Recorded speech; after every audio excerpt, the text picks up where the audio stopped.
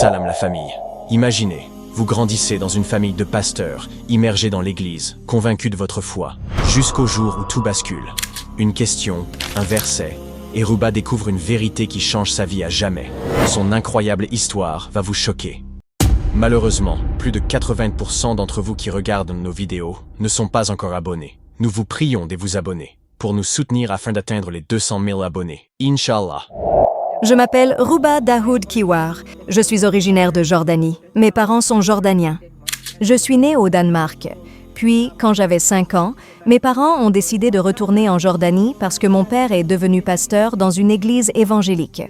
Nous vivions au 2e étage, juste au-dessus de l'église. Littéralement, le 1er étage était l'église et le 2e étage était notre maison. J'étais la main droite de mon père. Je l'aidais dans l'église en donnant des leçons et des études bibliques aux enfants. J'étais aussi impliquée dans le programme pour les jeunes. J'étais donc très heureuse à l'église et je n'avais aucun souci. Pour faire court, en 2002, nous avons immigré en famille de Jordanie aux États-Unis d'Amérique. Nous nous sommes installés au Texas où vit mon oncle. Il est lui aussi pasteur de l'église baptiste arabe. Je l'aidais un peu à l'église, puis j'ai commencé à travailler, à aller à l'école et ainsi de suite. Après quelques mois, nous avons appris que mon père avait été diagnostiqué avec un cancer du côlon et il est décédé en 2003. Cette expérience traumatisante d'avoir perdu mon père m'a probablement poussée à repenser la vie et à remettre en question ma foi et bien d'autres choses. L'autre élément marquant a été le choc culturel. Venir de Jordanie, un pays où la population est composée uniquement de musulmans et de chrétiens, et arriver aux États-Unis, un pays qui regroupe des gens de toutes origines et de toutes religions, m'a vraiment fait réfléchir sur la foi, les religions et l'humanité en général. J'ai donc commencé à en apprendre davantage sur les religions. J'ai étudié le bouddhisme, l'hindouisme, puis le sikhisme. Au départ, je pensais que cette religion concernait uniquement les Punjabis et les Indiens, ce qui, maintenant je sais, est faux. Mais c'est ainsi que mon parcours a commencé. Ensuite, je suis allée à l'université. C'est là que j'ai rencontré des amis musulmans qui parlaient ma langue. Nous avons commencé à discuter un peu du christianisme et de l'islam.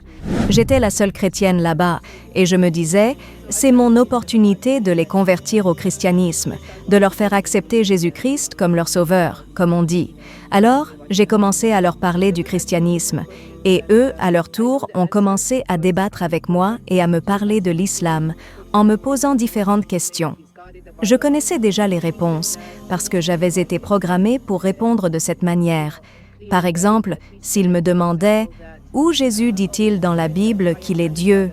Je leur répondais « Il ne l'a pas dit de manière explicite, mais il a dit par exemple « Moi et le Père, nous sommes un ». Cela signifie donc que le Père et Jésus sont Dieu, donc Jésus est Dieu. C'était une méthode qu'on nous apprenait à l'Église pour répondre aux malentendus que les musulmans lançaient contre les chrétiens. Ainsi, ils me posèrent des questions et je leur répondais de la manière dont on m'avait appris à répondre. Mais une fois rentrée chez moi, je réfléchissais réellement à ces questions. Est-ce que ce que j'avais répondu était vraiment juste ou pas? Ensuite, ma mère devait venir de Jordanie et elle n'aimait pas que je traîne avec des musulmans. Alors, je leur ai dit « Écoutez les amis, je ne peux plus vous parler, je dois partir ». J'ai donc arrêté de leur parler pendant un moment, mais chez moi, je continuais à penser à eux et aux questions qu'ils me posaient sur Jésus-Christ, sa divinité, l'Ancien et le Nouveau Testament, et ainsi de suite.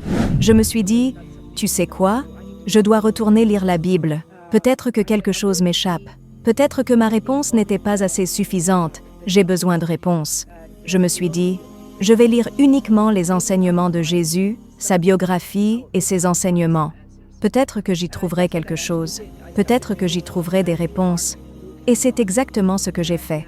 J'ai commencé à lire Matthieu, Marc, Luc et Jean, en passant d'un évangile à l'autre. Mais quand je suis arrivée à Jean, j'ai commencé à être vraiment troublée, car tout ce que je lisais était différent de ce que l'Église m'avait enseigné.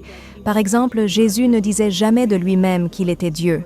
Cela ne me semblait pas évident qu'il était Dieu juste parce qu'il ressuscitait les morts ou parce qu'il était un homme bon, car tous les prophètes de l'Ancien Testament étaient aussi de bonnes personnes, et eux aussi avaient ressuscité des morts, tout comme Jésus l'avait fait.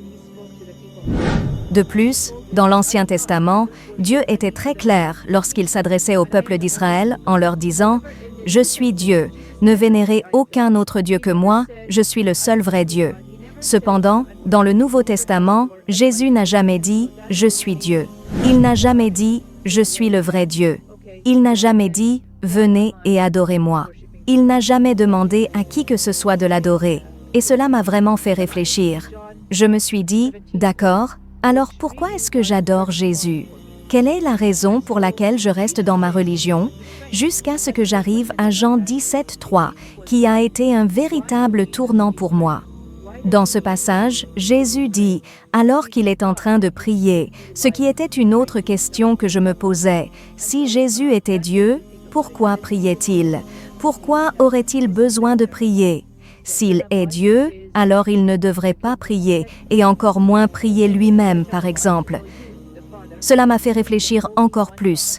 Et puis Jésus dit dans Jean 17:3, « Or, la vie éternelle, c'est qu'ils te connaissent, toi, le seul vrai Dieu, et celui que tu as envoyé, Jésus-Christ. » Donc il dit clairement qu'il n'y a qu'un seul vrai Dieu digne d'être adoré, et que Jésus-Christ est le messager de Dieu. C'était un véritable tournant pour moi. Je me suis dit, mais alors, d'où vient cette Bible ? Qui l'a écrite ? J'ai commencé à étudier les manuscrits bibliques et j'ai découvert que même ces manuscrits ont été écrits par des auteurs anonymes. Personne ne sait vraiment qui les a écrits. Cela a été un choc pour moi. C'est à ce moment-là que j'ai décidé de lire le Coran. Je me suis dit, je vais lire le Coran et y trouver des erreurs. Ensuite, j'irai voir mes amis musulmans et je leur dirai, regardez, votre Coran contient des erreurs. Vous ne pouvez donc pas critiquer ma religion et dire qu'elle n'est pas vraie. Mais je n'avais pas de Coran chez moi. Alors, je restais dans la salle informatique de mon université, j'ouvrais un site web et je commençais à lire et à apprendre sur le Coran. Parfois, je faisais des recherches sur ce que le Coran disait à propos de Jésus. J'allais sur le site, j'entrais Jésus-Christ dans la barre de recherche et je lisais les résultats. J'ai été étonnée et choquée par le nombre de fois où le Coran mentionne Jésus-Christ, Jésus, fils de Marie. J'ai également été surprise de voir combien de fois Marie, que la paix soit sur elle, est mentionnée. Il y avait tellement d'histoires sur Jésus. L'une d'elles m'a particulièrement frappée, elle est racontée dans le Coran, mais elle n'apparaît pas dans la Bible. C'est l'histoire où Jésus, encore bébé, est dans les bras de sa mère Marie. Elle se présente devant les Juifs qui commencent à la calomnier. Alors elle pointe du doigt le bébé Jésus, et Jésus parle.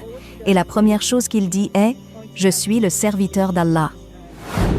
C'était un moment de stupéfaction, un vrai « wow ». La première chose qui est sortie de la bouche de Jésus, alors qu'il était encore un bébé, c'est qu'il est le serviteur de Dieu et non Dieu. Et puis, j'ai continué à lire. J'ai commencé par Al-Fatiha, le premier chapitre du Coran. Ensuite, j'ai lu la sourate Al-Baqarah, qui est le deuxième chapitre, puis le troisième, et ainsi de suite, jusqu'à arriver au 5e chapitre. Et en lisant, je me suis dit, il est impossible que ce livre soit écrit par un homme. Il est impossible que quelqu'un ait fabriqué ce livre. Il doit venir de Dieu. Chaque fois que j'essayais d'abandonner le Coran et de l'ignorer, quelque chose me ramenait toujours à lui. Puis, j'ai lu un verset où il est dit que, lorsqu'ils entendent les versets d'Allah ou ce qui leur a été révélé, leurs yeux se remplissent de larmes et ils disent « Ô notre Seigneur, nous avons cru, inscris-nous parmi les témoins ». Immédiatement, en lisant ce verset, j'ai commencé à pleurer et j'ai dit « Oh Allah, inscris-moi parmi les témoins ». Je suis allée voir mes amis et je leur ai dit que je voulais devenir musulmane. Mais avant d'arriver jusqu'à eux, j'étais dans ma voiture en train de réfléchir. C'était une grande décision à prendre. Que va faire ma mère? Que vont dire mes frères? Que va dire l'Église alors que j'en étais un membre très actif? Ils vont être tellement en colère contre moi. Je pleurais, j'étais désespérée et je priais Allah en disant « Oh Allah, si c'est la vérité, alors facilite-moi les choses. Si ce n'est pas la vérité, alors fais-moi avoir un accident maintenant, que je meure dans un accident de voiture. Je ne veux pas faire le mauvais choix, je ne veux pas aller en enfer, je veux suivre la vérité. » Et Allah m'a rendu les choses si faciles. Je suis allée voir mes amis et je leur ai dit « Écoutez, je veux devenir musulmane. » L'un d'eux a rigolé et m'a dit « Tu plaisantes, n'est-ce pas ? Parce qu'il y a 2 mois, tu disais que même si quelqu'un prononçait la shahada en disant « La ilaha illallah, Muhammadur Rasulullah », cela ne faisait pas de lui un musulman. Et j'ai répondu Non, je suis vraiment musulmane. Je veux vraiment devenir musulmane. Je leur ai expliqué ce qui m'était arrivé, comment j'avais étudié la Bible, et ainsi de suite. L'un d'eux a dit « Subhanallah, Allah t'aime ». Je lui ai demandé « Pourquoi ?» et il m'a répondu « Parce que demain, c'est Ramadan ». Donc, j'étais censée commencer à jeûner et à apprendre les prières immédiatement. Alhamdulillah. Oui, je suis bien devenue musulmane. C'était difficile au début, car quand j'ai demandé de l'aide à la mosquée, personne ne m'a aidée.